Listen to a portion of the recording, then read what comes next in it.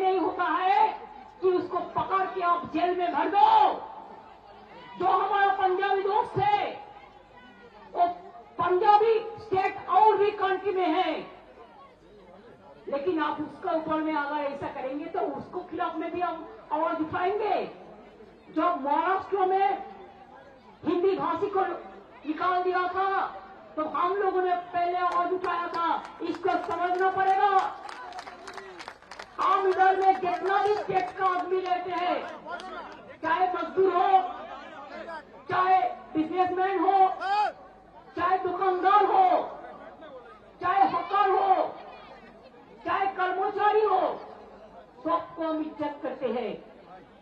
हम कभी उसके ऊपर में हाथ नहीं लगाएंगे कि वो हमारा हिस्सा है, वो हमारा देश का हिस्सा है।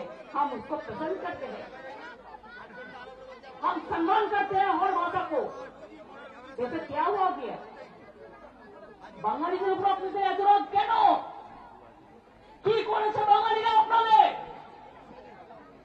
যে রবীন্দ্রনাথ ঠাকুর রাখি বন্ধন করেছিলেন, আজকে দুটো জাতীয় সঙ্গীত इंडिया एवं बांग्लादेश रविन्द्रनाथ ठाकुर, क्या जनगण मन अधिनायक एक बंगाली में नहीं गाया था?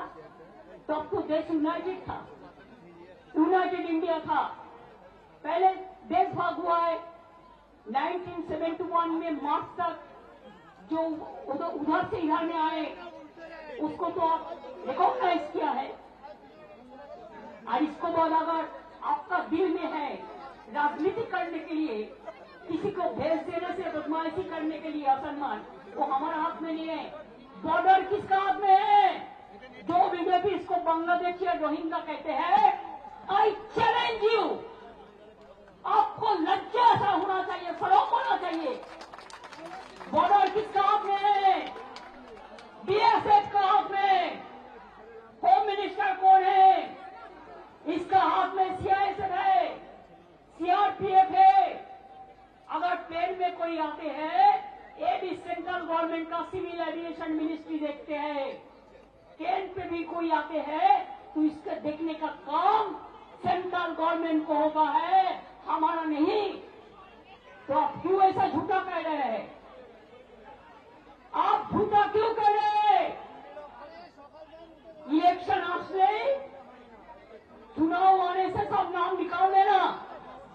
एक तो इलेक्शन कमीशन बैठे हैं, मैं उसको डिसरेस्पेक्ट नहीं करते हैं, लेकिन अगर कोई बीजेपी दलाली करे तो हम उसको इंसान के लिए हम कहेंगे दलाली मत करना, हम नहीं छोड़ेंगे। मैं बिहार में सुना 30.5 लाख वोट निकाल दिया, ऐसा करके महाराष्ट्र में बीजेपी जीता, नहीं तो नहीं जीतता। दिल्ली में भी ऐसा करके जीता, बिहार में भी ऐसा प्लान कर रहा है, वो भी हमारा भाई बहन है। बंगाल में भी प्लान करना है। हम तो इंच में लड़ाई करेंगे और दिखा लेंगे, बिना युद्धे 1 इंच जमिও আমরা ছাড়ব না।